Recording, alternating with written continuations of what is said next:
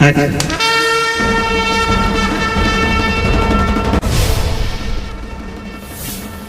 நடிப்பில் இயக்குனர் கேந்திரன் முனியசாமி இயக்கத்தில் உருவாகி நேற்று திரையரங்கில் வெளிவந்த படம் வடம். இப்படத்தில் பாலசரவணன், முனிஷ்காந்த் ஆகியோர் இப்படத்தில் நடித்துள்ளனர். வாங்க படம் எப்படி இருக்கிறது என்று விமர்சனத்தில் பார்க்கலாம். படத்தின் ஆரம்பத்திலேயே நட்ராஜ் வீட்டில் 2 காளைக்கண்ணு பிறக்கிறது. அதை மஞ்சு விரட்டுக்கு தயார் செய்யும் போது இரண்டுமே அதற்கு ஏற்றது இல்லை என நினைத்து ஒன்றை தன் மச்சனிச்சுக்கும் மற்றொன்றை அடிமாட்டுக்கும் விற்கிறார்.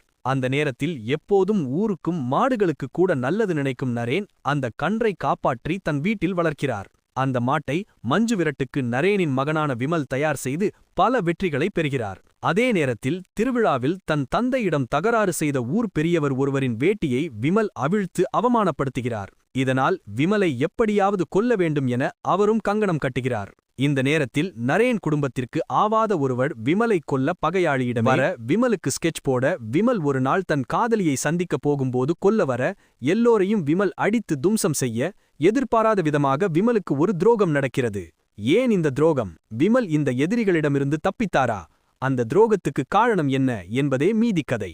விமல் கிராமத்து படம் என்றாலே அவருக்கு 10 பாலுக்கு 1 ரன் அடித்தால் வெற்றி என்பது போலதானே. நீசையை முறுக்கிவிட்டு கையை மடித்துவிட்டு வேட்டையை கட்டி களம் இறங்கி விடுவார். இந்த படத்திலும் எந்த குறையும் இல்லாமல் கலக்குகிறார். இவருடன் கூடுதல் பலமாக கிராமத்து படம் என்றாலே இருக்கும் நரேன், பாலசரவணன், முனிஷ்காந்த், நட்டி என பலரும் தங்கள் பங்கை சிறப்பாகவே செய்துள்ளனர். இந்த படத்தின் களமே மஞ்சு விரட்டு பற்றியதுதான். அதனாலே மாடுகள், அதை சுற்றி நடக்கும் சந்தோஷம், வன்மம், பழிவாங்கல் என எடுத்துள்ளனர். அதிலும் மாடு பிடிக்கும் காட்சிகளெல்லாம் எடுத்த விதமெல்லாம் அத்தனை யதார்த்தம், மிக சூப்பராக படம் பிடித்துள்ளனர். இத்தனை சிறப்பம்சம் இருந்தும் படத்தில் ஒரு விறுவிறுப்பான களம் மிஸ் ஆகியுள்ளது. இந்த கதையில் கண்டிப்பாக அப்படியான காட்சிகள் வைத்திருக்க இடமிருந்தும் தவறவிட்டுள்ளனர். அதிலும் இதுதான் பகை என்று நினைத்தால் கதை 2ஆம் பாதியில் விமல் வர்சஸ் நட்டி என போகிறது. சரி, இது கதை என நினைத்தால் அப்படியே முனிஷ்காந்த் பக்கம் போவது பார்ப்பவர்களுக்கு எதை தொடர்வது என்ற குழப்பம் வருகிறது. டெக்னிக்கலாக ஒளிப்பதிவு டாப் நாச் என்றுதான் சொல்ல வேண்டும்.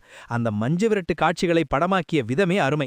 டி இமான் இசையில் காலைக்கு கூட மாஸ் பாட்டு நல்லா இருக்கியா என சொல்ல வைக்கின்றார். படத்தின் பிளஸ் பாயிண்ட் கிராமத்து மஞ்சு விரட்டை கண்முன் காட்டியது.